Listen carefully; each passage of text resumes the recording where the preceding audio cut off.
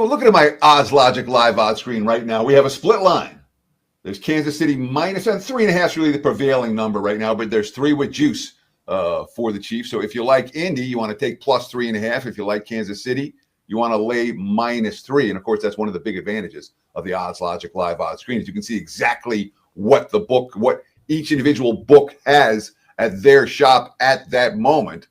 And say, all right, I'm going to bet this here, there, and bet that, bet that over here. So anyhow, Odds Logic screen showing us that there is a split line here. Total mostly 50s, a little bit of juice to the under, 49.5 out there as well for Colts and Chiefs. And from a spot standpoint, Indy's 8-2. They're off a win versus the Jags in overtime in Berlin and a bye week. In theory, that's supposed to be a good spot. I'm not convinced that's the case.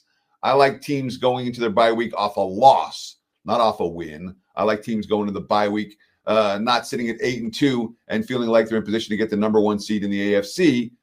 Indy's not the best team in the AFC.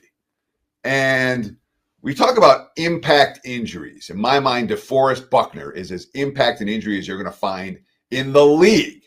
That's not reflected in the point spread.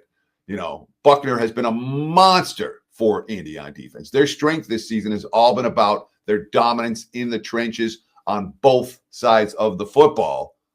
Buckner got hurt. Colts defense has not been the same since. And that, to me, that is something of a problem. Now, they should be getting Shavarius Ward back at cornerback this week, but they look like they're getting Kenny Moore back this week. And that's a problem when you're talking about Kansas City with some urgency. I mean, there's nothing fraudulent about the Chiefs being 5-5. Denver outgained them by more than a half yard per play last week. The Broncos had 147 penalty yards. The Broncos went 1 of 5 in the red zone, and KC still couldn't beat them. And of course, last year they won every close game, 12-0 in one-score games. This year, 0-5 in one-score games. And when you don't have that confidence of, we've been doing this over and over again, it's not necessarily easy to pick up that confidence here in mid-November, even with Patrick Mahomes behind center. That being said, every quote out of Kansas City that I've seen this week is urgency now, urgency now.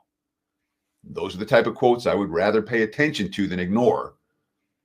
Am I thrilled about laying 3.5 with KC? No. Would I lay 3?